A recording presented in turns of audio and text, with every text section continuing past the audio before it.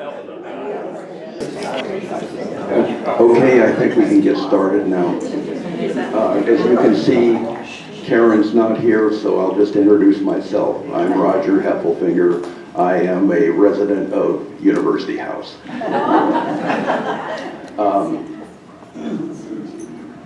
Just before I forget, if you have a cell phone, would you please turn it off?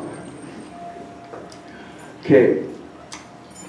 Today I'm going to talk to you about a Roman emperor who lived 1700 years ago. In my life, whenever anybody's made a statement like that to me, my first response is, why should I care? And so the question is, why should you care? And so I'm going to try and convince you that you should. The main reason that I think you should care is this will be very quick. These are just some numbers from the Pew Research Center. In the year 2015, there were 7.3 billion human beings on the earth. Of those 7.3 billion people, Christians made up 31%, 2.3 billion. By far the largest religion in the world. Muslims come in second, 24%, 1.8 billion. Hindus, 15%, Buddhists, 7%, and then an interesting one, unaffiliated, 16%, 1.2 billion people. I'm not exactly sure what their criteria was for unaffiliated. It's an interesting statistic. I'm going to guess you've got atheists, agnostics, splinter groups, possibly people that are spiritual but don't consider themselves actually a part of any organized religion. Walking around Wallingford, I took a very quick count of every Christian church that I walked by. And I counted 9 of them, and I may be a little bit low. But why you should care about this guy here is that it's really important how the modern Christian church evolved. And that's what we're going to be talking about. Just letting you know, my premise is going to be that there were 3 events that happened in the very beginning of Christianity that formed the belief system that is the modern Christian church. One of those events happened shortly after the crucifixion, and 2 of those events happened when this guy was emperor. So, and this, I just love this statue, and I'm gonna kind of go off on a tangent for a second. When I was doing this, I thought, you know, what are my favorite statues of Roman emperors? And I came up with the top 4. I know all of you have your own list. So, this is going to be fun. You can compare your list to my list. This is my number 1. This is in the Vatican Museums. It's the Augustus of Prima Porta. And it's probably the most famous statue of a Roman emperor anywhere. The reason it's called the Augustus of Prima Porta, and before I forget, Augustus as an emperor, he was the very first Roman emperor. And he was extremely important to Christianity because in the Nativity story, if you remember, Mary and Joseph are on their way to a census that is required by the Roman emperor. It was this guy. And so in order to, comply with the census, male subjects of the Roman Empire would have to go to the city of their birth, which in Joseph's case was Bethlehem, the city of David, which coincidentally was what the Old Testament is, where in the Old Testament the Messiah is going to come from. So anyway, and just the only thing that's kind of weird about this statue to me is this. You see the little guy down by his right foot? That is Cupid riding a dolphin. I have absolutely no idea why that's there. But anyway, Augustus died in the year 14. His stepson Tiberius became emperor, and Tiberius was the emperor during the crucifixion. So in the year 14, Augustus' wife, Livia Drusilla, retired to her villa just outside the walls of Rome, Prima Porta. About 150 years ago, archaeologists were excavating at the site of Prima Porta, and they came across this statue. And what I love about it is it's just almost in perfect condition. Not to get too graphic, but a lot of times you'll see these marble statues from antiquity, and a lot of stuff that was sticking out has been broken off. But this one is perfect. And I know what I know what you might be thinking. This is a beautiful statue. But I don't travel as well as I used to. Rome, it's a long ways away, and they don't even talk American. And I'm never really going to see this statue. Well, I've got good news for you. You just go online and get an Alaskan flight to Las Vegas. Book a room at Caesar's Palace, and you're going to see an exact replica of this statue right in the middle of the lobby. So you can see the statue, you can play some slots, catch a Wayne Newton concert, and you can be back on the plane the next morning and home for the birthday dinner. It's going to be great. Okay, my second favorite statue. The lighting isn't too good. It's a little bit too backlit. But this is Julius Caesar. I know, technically he wasn't a Roman emperor, but boy did he ever want to be one. And this particular statue there's a sidewalk that goes along the east side of the Roman Forum, and this statue is there.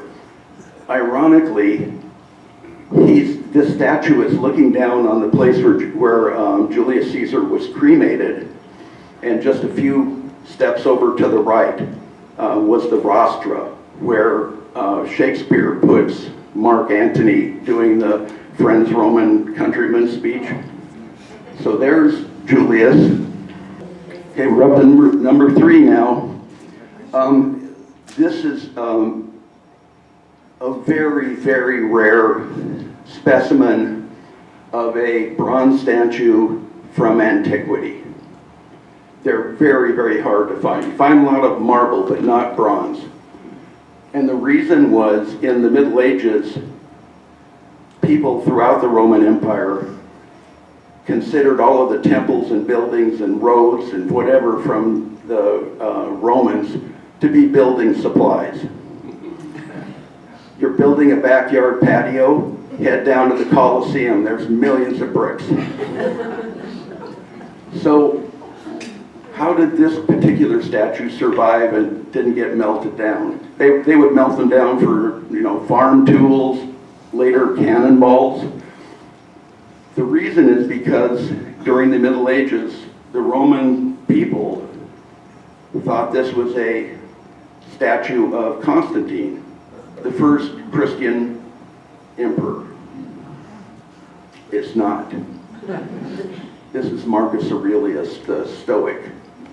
And the only reason that this statue survives is because they thought it would have been sacrilegious to melt down a statue of Constantine, so they didn't do it. Okay, this is back to the one that you were all staring at as you walked in. This is the guy.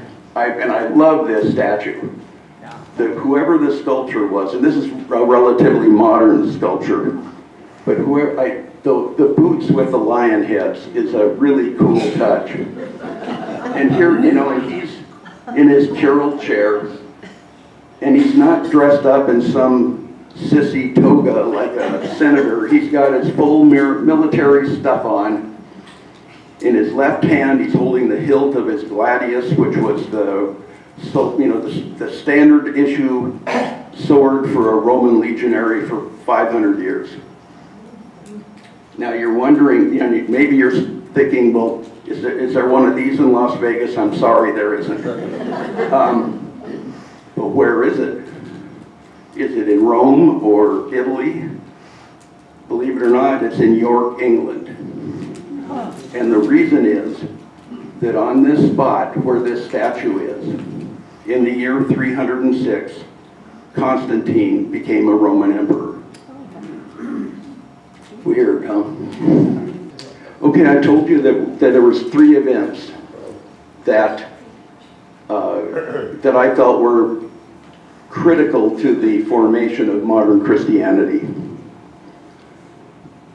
I would actually say this one was probably the most important. And obviously, this is Saul on the road to Damascus, and we know him now as St. Paul. He was, as best I can tell, he's like an enforcer for the high priests of the temple in Jerusalem. He was a Roman citizen,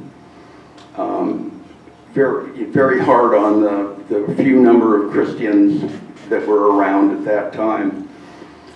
So he's just going to Damascus on kind of a normal trip, and he sees a blinding light.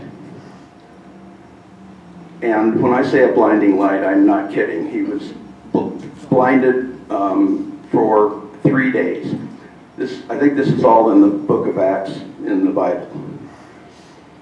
And he sees a vision of Jesus who asks him, why, Saul, why are you persecuting me?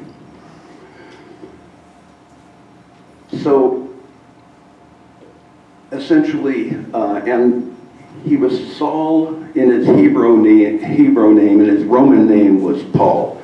And so he converts to, in fact, if any of us had an experience like that, you'd really be thinking about, your value system, even me. And so the thing that's important about Paul is that his idea is Christianity is not a religion wherein Jesus just wanted to reform Judaism in Jerusalem. Paul's idea was this is the religion, the only religion, and everybody in the world should be a Christian. This was an incredible idea, and he spent his whole life trying to do that. Tradition says that he made it all the way to Spain. After his ministry, the center of Christianity moved from Jerusalem to Antioch.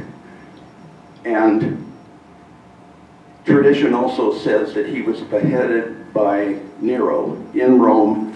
And there is one of the 4 basilicas in Rome is, St. Paul outside the walls.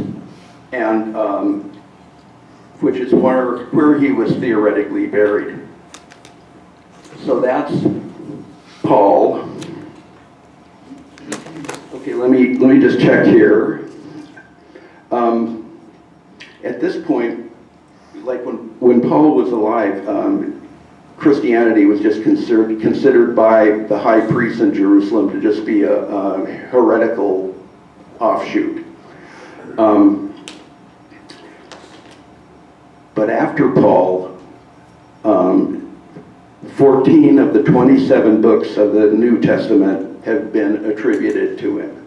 So, in my opinion, Paul essentially said, this is how it's going to be. Okay, now I'm going to talk about the second thing. Quite a painting, isn't it? Yeah. This is the Battle of the Milvian Bridge. This is 300 years later after Paul, or actually a little less than that. But the guy in the middle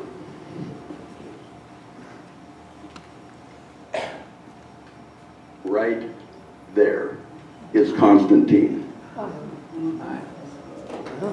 This, if you go to the Vatican museums, what happens to you is that you get in this cattle drive of tourists that it's like when you go to the Louvre, it's the cattle drive of tourists, go see the Mona Lisa, turn around, get out of there. In the Vatican museums, the cattle drive of tourists are going to see the ceiling of the Sistine Chapel. But there's about 4 rooms before you go into the door of the Sistine Chapel that you're going to have to go through, and they're called the Raphael rooms. And I have been to I have seen the Sistine Chapel ceiling 3 times, and I've gone through the Raphael rooms. There's so much art. I never really paid a lot of attention to this painting. This was done, I think it's Giuliano Romano, who was a student of Raphael. He did this painting. The reason that this is so important, and I'll be talking about it later, is that this is where Constantine essentially becomes a Christian. Okay, now I've got to give you some boring Roman history for just a second. If you're a student of Roman history, you learn about, in the 3rd century, the crisis. And to just give you some idea of what was going on, in the 50-year span from the year 235 to 284, there were 26 claimants to the title of emperor. Most of them were Roman army generals. And this is critical to understanding Roman history. Emperors served at the pleasure of the legions, the army, not the people, not the Senate. If you lost the support of the army, you were dead, literally. So,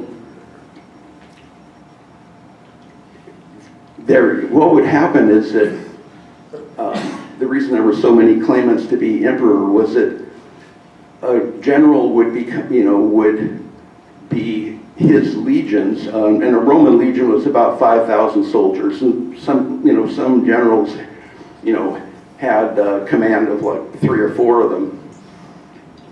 But they would make, by acclamation, make their general emperor. And who was to say they can't?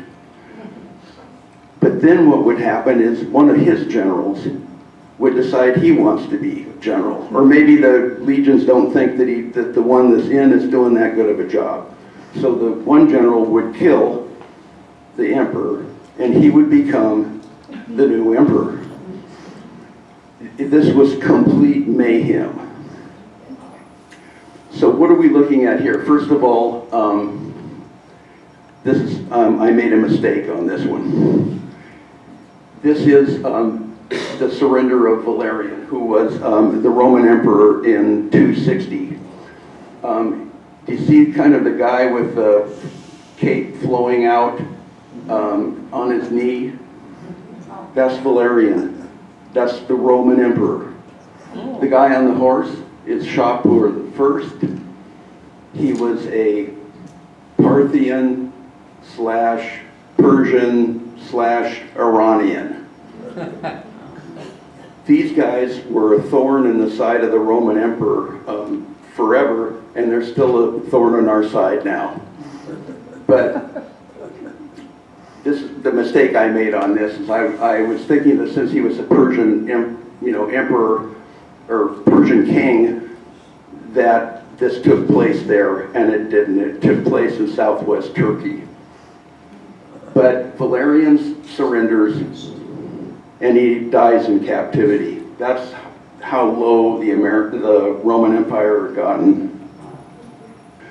Okay, so what happens after this is, in order to bring stability to the Roman Emperor, the Roman Empire,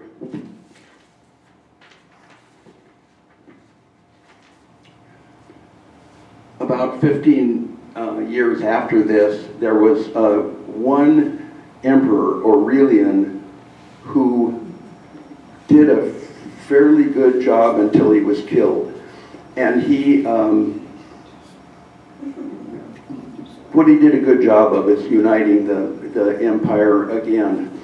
And he's probably best known for building the Aurelian walls. That's Rome, and the Aurelian walls are everywhere.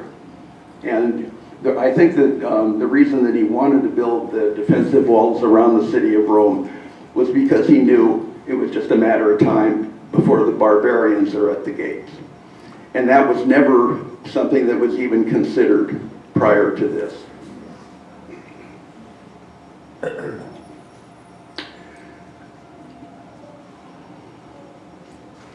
And he was murdered by his officers, and then after Aurelian, there were 6 more emperors, and they were all murdered. Until this guy came along. You've probably heard of him, Diocletian. And he was a very strong personality.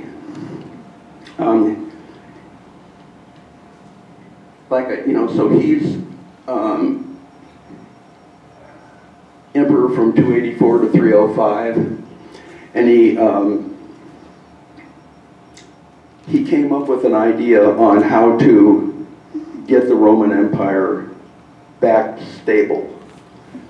And what he created is known historically as the Tetrarchy.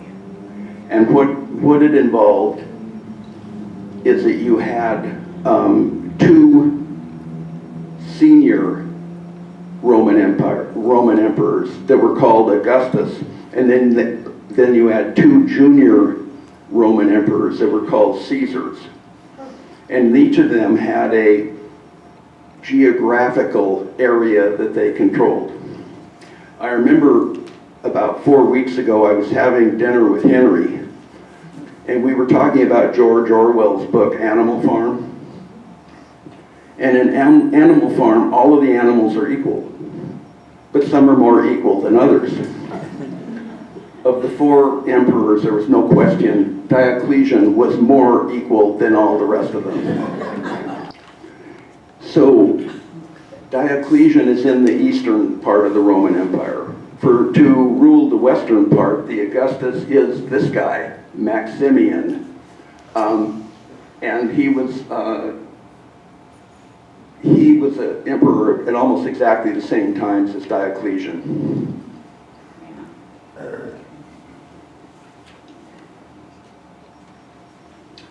And then, so in the Western Empire, under Maximian, for his Caesar, he gets this guy, Constantius.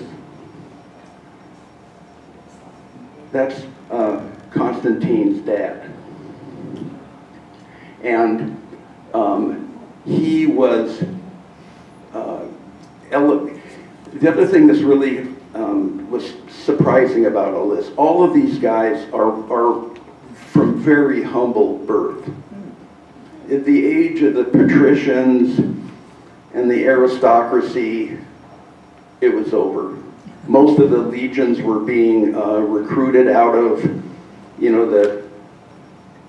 the outside parts of the Roman Empire, especially on the south side of the Danube River. And Constantius was a very humble guy, but he was an extremely good general. And because of that, he served all over the empire. And so, as, traveling around the Roman Empire, in the area of the country now is Serbia, but somehow, he was serving in the legions in Serbia, and he met this woman. And they are the parents of Constantine. And as probably you all know, she's revered as a saint by virtue, everybody in Christianity. But she also was from very, very humble beginnings. And historians have the question whether she was a concubine of Constantius or whether she was actually his wife. They aren't sure, so I'm going to give her the benefit of the doubt that they were married. And then they have their son, Constantine. Unfortunately, it's hard to explain this, but in the Tetrarchy, with the two Augustus emperors and the two Caesar emperors, they did this kind of musical chairs in order to solidify their position, they would marry off one of their daughters to one of the other emperors. And all of them did it, including Constantius. So he came, Constantine is born, Constantius comes back and unfortunately tells Helena that he's disowned her as a wife, and he's married one of the daughters of Maximian, Theodora. And you can imagine it's just devastating to Helena. And I remember I told you that there was the Augustus in the Eastern Roman Empire was Diocletian. His Caesar was this guy, Galerius. If I was Galerius and a sculptor did a bust of me that looked like that, the guy wouldn't live long. But what's weird is that this is one of the busts from antiquity that have survived.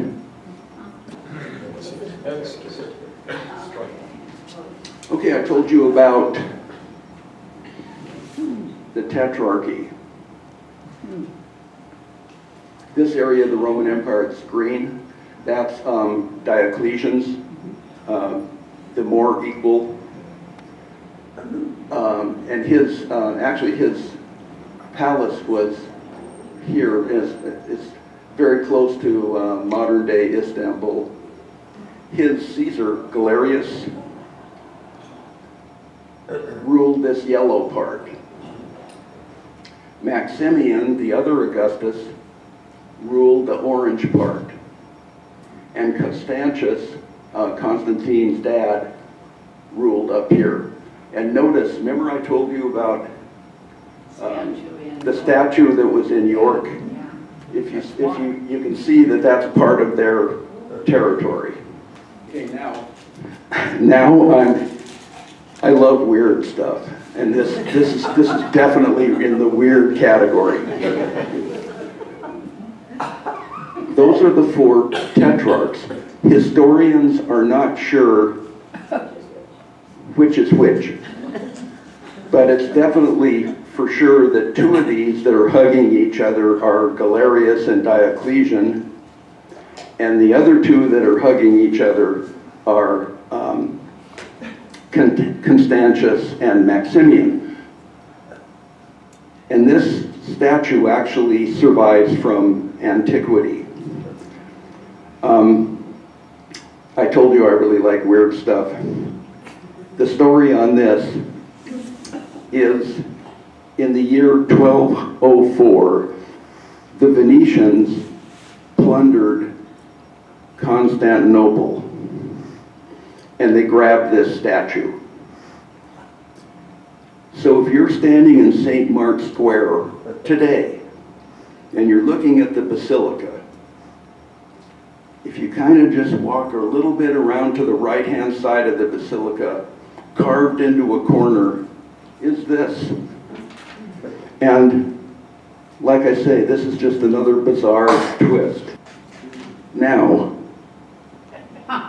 Diocletian does something that no other Roman emperor had ever done before. He retired. He said, I've had enough of it. I'm going to my retirement bungalow, and that's in Split, Croatia now. I've never been there. I don't know how much of this is left to see. But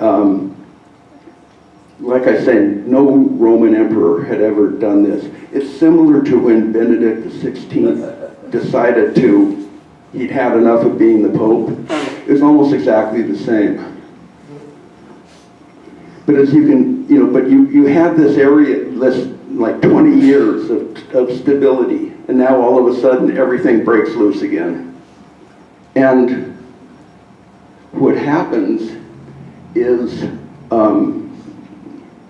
an incredible power struggle starts. And one of the players, this is Maxentius, and he's Maximian's son, and he wants to be a Roman emperor. And if you remember, Maximian was kind of in the southern part of the Western Roman Empire. So his court, Maxentius declares himself emperor, and he had like 4 or 5 legions. And he declares himself emperor, and his headquarters is in the city of Rome. Meanwhile, Constantine's dad, is still up in, and actually his palace was not in, it wasn't in England, it was in Trier, which is in the Rhineland.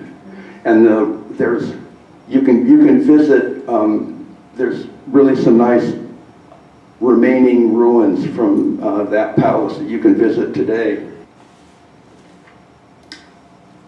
Okay, so even though the other emperors are not recognizing Maxentius as one of them, Maxentius acts like he is. And this is the Roman Forum, and that is the Basilica of Maxentius that was constructed in the year 308. When I'm taking this picture, if I would have moved my camera just a little to the right, the Roman Colosseum would be in the picture.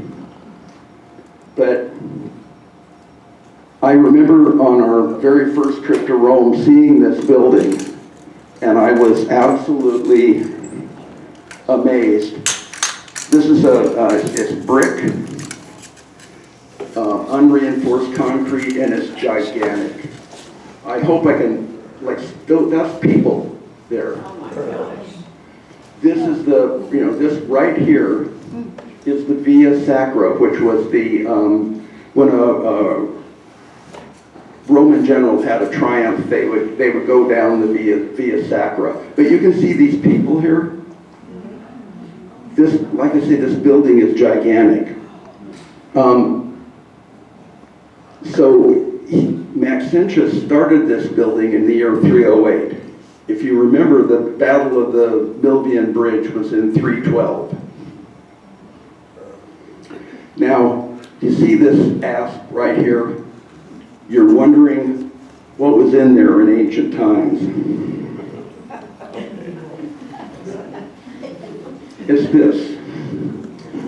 This is partial. This is the Capitoline Museum. This is partial remains of a statue of Constantine. So Maxentius started the huge brick building. Constantine completed it. And to crown it all, he put this statue in. So here's his head, here's his right arm, there's his hand, here's some normal tourists. So you can imagine how big this statue was in full size. Okay, we're back to number 2 on the top 3 things that created modern Christianity. I told you about the Milvian Bridge. You remember the picture in the Vatican, with the golden boy Constantine, and everybody's all dead all around him, and they're all fighting? This is the Milvian Bridge today. It's just slightly to the north of historic Rome, and it's a bridge across the Tiber River. So the Battle of the Milvian Bridge. There's a couple of very important things that happened in this battle. So first of all, the battle is between Constantine and, in fact, I'm getting ahead of myself. Okay. In 305, if you remember, Diocletian and Maximian, actually, they both retired. A year later, Constantius, Constantine's dad, dies a natural death. Constantius' legions, by acclamation, made Constantine a Roman emperor in York, England. That's why the statue is there.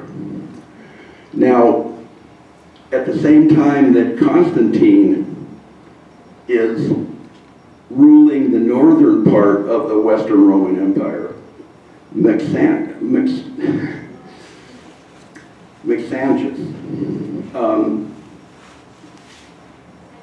he decides that he wants to be the total Roman emperor as well.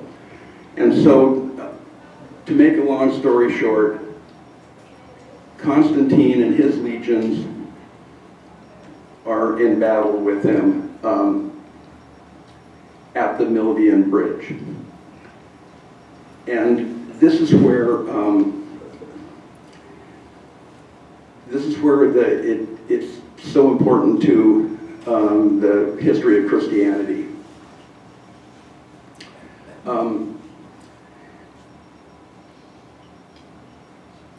There's 2 stories on this, and both of them are traditional. One of them is that Constantine looks up in the sky and he sees a cross, and the message is, with this sign, conquer. The other traditional thing is that he had a dream the night before that, and I'll show you what this looks like in a second, but he had a dream that there was this Christian symbol that he should have all of his legions paint on their shields. Now, Constantine wins this battle. Maxentius is killed. And so at that point, 2 things happen. Constantine thinks, this is a pretty powerful religion. to have, because Constantine was outnumbered. He didn't have as many soldiers as Maxentius. And so he suddenly thinks this is a very powerful religion. And this is the symbol that that Constantine had the dream where this should be put on, they should paint this on all of the shields of his legionaries. And this is so different than anything that had ever happened before. It was a huge influence. I think it was such a huge influence that I think that if the Battle of the Milvian Bridge had never happened, and if Constantine had not had his dream and his vision, there's a very strong possibility that that the Roman Empire would have remained pagan, and very possibly Christianity would have been a minor sect of Judaism and would have been a very small sect, or possibly would have died off. I'm going to show you a couple of these. This is a 17th century tapestry from the workshop of Peter Paul Rubens, and I just love it. It's just beautiful. But there's our boy, and he's coming from his victory at the Milvian Bridge, being acclaimed by all the people of Rome. And he now is in control of the western half of the Roman Empire. Now, when I showed you the first slide of him on, the statue of him on the chair with his sword, one of the things that I was fascinated about, that I wanted to find out, was that what does a Christian Roman emperor do? Are they different? How does this change? Okay, so I told you that Constantine is now in total control of the western part of the Roman Empire. The eastern part was controlled until it was controlled by Diocletian. Then Diocletian retired to his bungalow. His Caesar, Galerius, becomes the Augustus, and for his Caesar, he chooses this guy, Licinius. And what's really amazing to me is, and I think it was the year 311, Galerius dies, and it was a natural death. And that really was, it didn't happen very often. And so anyway, where we're at now, we've got Constantine in the west, and we got Licinius in the east. Another, you'll have to excuse me, I just love these things. Another 17th century Flemish tapestry. And this is the Battle of Chrysopolis. This is in 324, the year 324. And it was the final battle between Licinius and Constantine. And what's interesting is that it's a naval battle, and that also almost never happened. I could be wrong, and anybody can feel free to correct me on this, but the last major naval battle I can remember being fought before this was the Battle of Actium. And that pitted Caesar Augustus and Agrippa versus, are you ready? Antony and Cleopatra. And Antony and Cleopatra lost. and headed back to Egypt, and then they eventually, a few months later, they were both dead. But so, Constantine wins this battle, and so I know this has taken a long time to get here, but Constantine is now the only sole emperor of Rome. So now we're going to come to the third thing, the third event that I feel was critical to shaping modern Christianity. This is one of Christ's disciples, James the Just. In the Bible, he's referred to as the brother of Jesus, but I personally think it could also mean, like there was a brotherhood of early Christians, and so he's not especially a biological brother, but he was known as a very pure, uncorruptible soul, and along with Peter. This is happening just after the crucifixion. But the question is, what had just happened? In other words, was Jesus a prophet, which the Muslims believe today, or was Jesus God?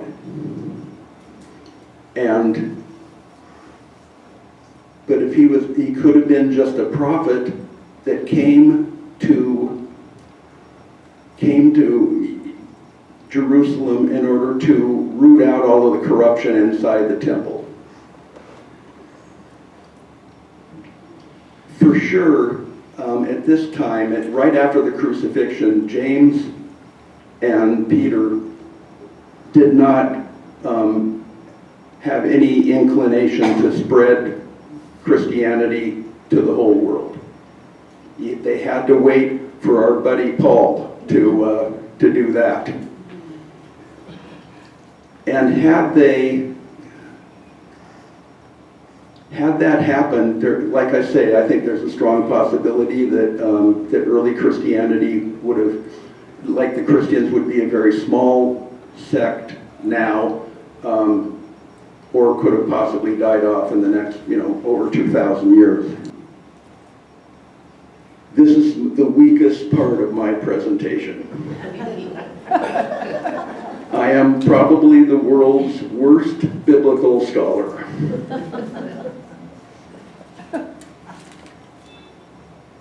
This guy here was a Christian bishop in Alexandria,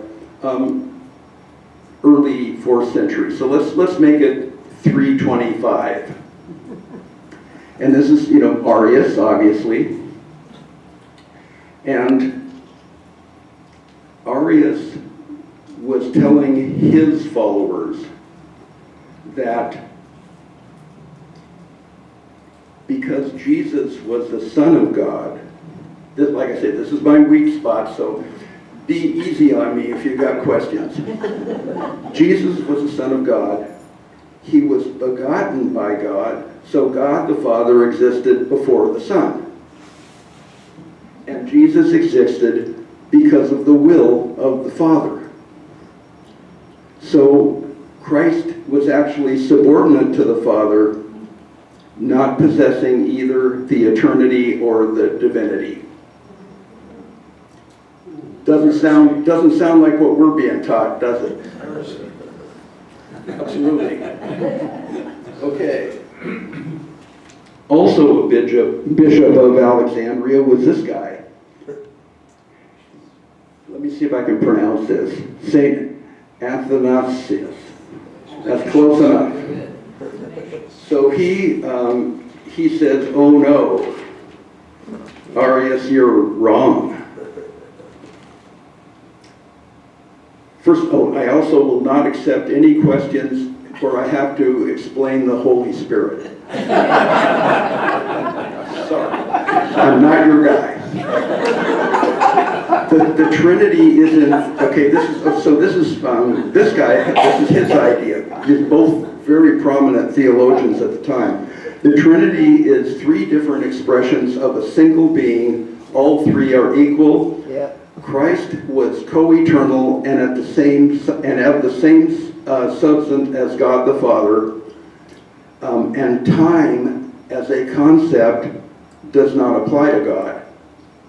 So, in other words, you can't say that Jesus came into existence after the Father because time doesn't exist for them. Thank you for nobody raised your hand, I'm so happy. So, we're coming to number 3 of the events that completely shaped modern Christianity. This is the Council of Nicea, and probably you've heard of it. And what it was is the Emperor Constantine. There was all this controversy about, was Jesus God? Was he a prophet? Was he subordinate to the Father? Blah, blah, blah. And Constantine said, I'm sick of this. We're going to figure it out. And so he called every important Christian from the whole empire to one council. And he said, I'm going to lock the door. He probably didn't say this, but just a minute. I'm going to lock the door. You aren't getting out till we decide all this stuff. And so this is a mosaic of the council. Do you see the guy down here? Okay, so here's Constantine. And kind of down in this little, underneath the table, that's Arius. He lost big time. I am not going to read this. But I'm sure there's lots of people in this room right now that have recited this. This is the Nicene Creed, which was the primary thing that came out of the Nicene Conference. This is thanks to the Emperor Constantine. And it essentially says, if you are a Christian, this is what you believe. It's just as simple as that. And so, at this point, in my own mind, modern Christianity is formed. The next thing that Constantine does is that he says, I don't want to rule from Rome. Rome is too far to the west. I want a central location for the capital of the empire. And so he takes the ancient city of Byzantium, renames it Constantinople, and moves his whole court to that city. You can see that's the imperial palace there. This looks just like the Circus Maximus, their chariot racing. But this is his new creation.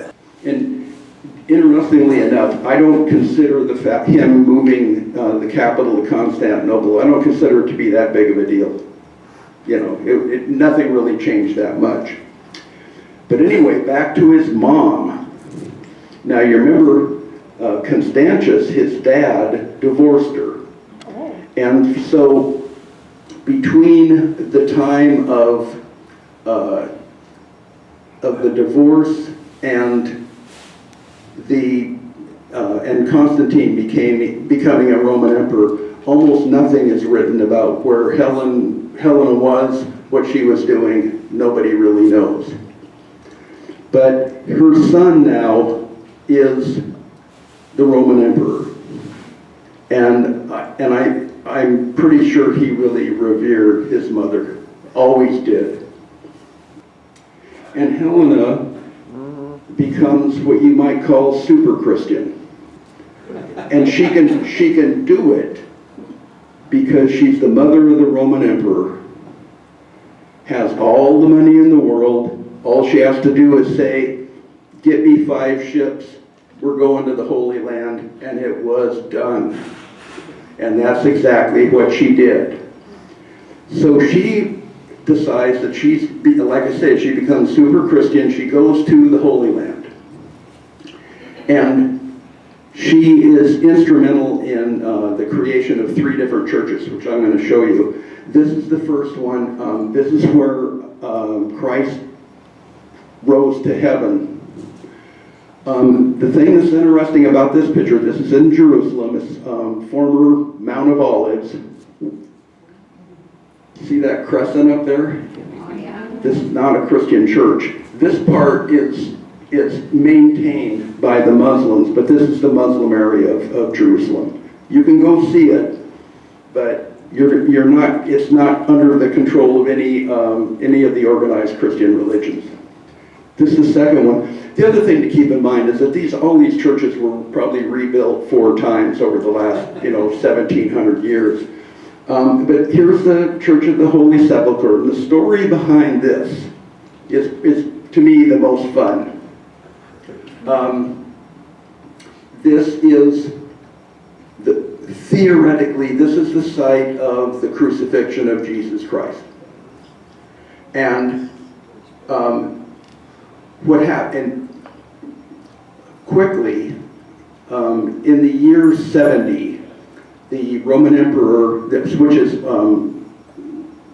roughly, 220 years before Constantine, the Roman emperor Vespasian and his son Titus destroyed Jerusalem. They destroyed the old temple. They destroyed the whole city. About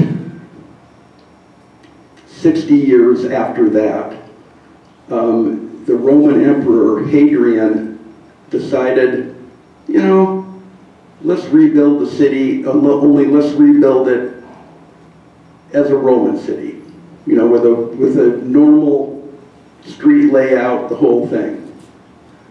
And so he also ordered a series of pagan temples to be built, one of which was a temple to Venus. So Helena shows up, and she's, like I said, she's got all the money and the power in the world, and she says, no more pagan temples. I want this place torn down. Now this is where it gets kind of fuzzy, because there's people that say that the new church was already under construction when she got there. But tradition says, that she found, that when she ordered the destruction of the Temple of Venus, that she found the tomb of Christ. And at that spot, just letting you know, Jewish law in the year 35, let's say, stated that if somebody was executed, that they were to be buried at the spot of their execution, and the implements of their execution were to be buried with them. So they find this tomb under the Temple of Venus, and right next to it, wrapped up, is 3 crosses and nails, anything you need to crucify somebody. But like I said, there's 3 crosses. So tradition says Helena brought a dying woman, and she put her hand on the first cross. Nothing happened. Second, nothing happened. Third, miraculously cured. So she had found the true cross, and she took it back. She not only took back the true cross to Rome, but dirt for a church that I'm going to tell you about in just a second, and other relics. But anyway, over the top of this site was built the Church of the Holy Sepulchre. And just throwing this out, this is another one that she commissioned. This is the Church of the Nativity, theoretically at the site of the birth of Christ. And I don't really have much more to say about it. Now we're back in Rome. This is Santa Croce in Jerusalem, and it's the Holy Cross in Jerusalem, the church that I visited. It holds a fantastic collection of the relics that St. Helena brought back from the Holy Land. This is a wall that remains from her palace. She lived first of all, the thing that's amazing about her too is that when she went to the Holy Land, she was like 80 years old. And she, trudged all over looking for relics. And so she came back, this is her palace, and she eventually actually was buried in a tomb about 5 miles away from this. So she lived in Rome and she was buried in Rome, which leads me to the idea that Constantine was not adverse to the city of Rome at all. Like I said, he wanted to go to Constantinople because it was better located. Inside the church is this. Right in here are splinters of the true cross. The nave of the church is built on top of dirt from Jerusalem. And if you go into St. Peter's, this is what you see. There's St. Helena, it's a magnificent statue, and that's the end of my talk.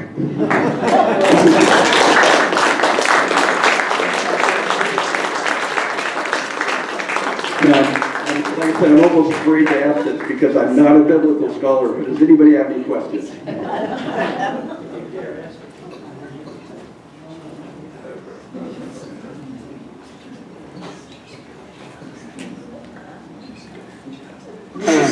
This is not a biblical question, but when you were showing the early pictures from the, I don't know if it was the Vatican or whatever, I was remembering some pictures I'd seen when boy babies were slaughtered.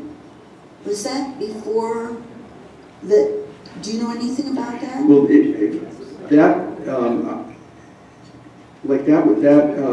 that was why they had to take Jesus out of, when he was born, out of the Holy Land. I think so. So, did you see any of that? No, it has nothing to do with this. There's really not a lot of the story of Constantine and Helena that takes place in the very beginning of Christianity. Okay.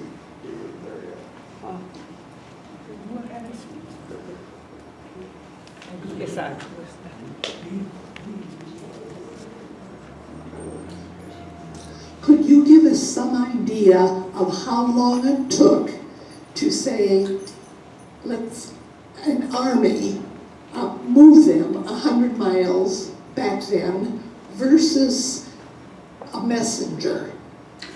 The common, this is one of the things about Julius Caesar. He demanded that his legions march 30 miles a day.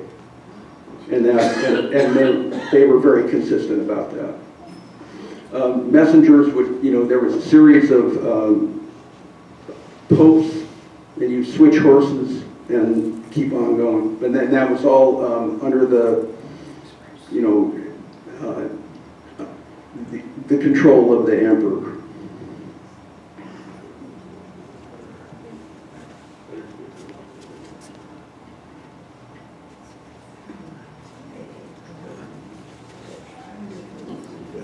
I was under the impression, I don't know why or where I read in this, that Helena was a Christian long before, somewhat before the whole battle and Hoc Signo Vincis and all that. And, her influence on Constantine is what made him decide to Christianize Rome more than any sign he may have seen in the cross in the sky. Henry, I think nobody really knows for sure because, like I said, there's a period before the Battle of the Milvian Bridge. Nobody knows where she was or what she was doing. She could very possibly have, come into contact. This is fairly late in Christianity. This is, 300 years later. She could very possibly have come. There was Christians all over, so She could have very possibly come into contact with them, been converted, and then put a lot of pressure on her son. So there's a small church in Arezzo, Italy, not far from Florence, where Piero della Francesco has painted on the ceiling the legend of the True Cross.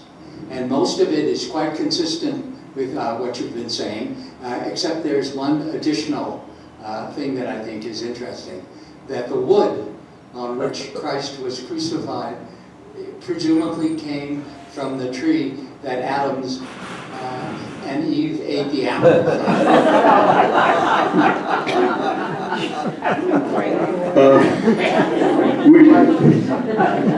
Those of you with little faith. The other thing that I read was that if you took all of the pieces just in Europe of the True Cross, you could build Noah's Ark.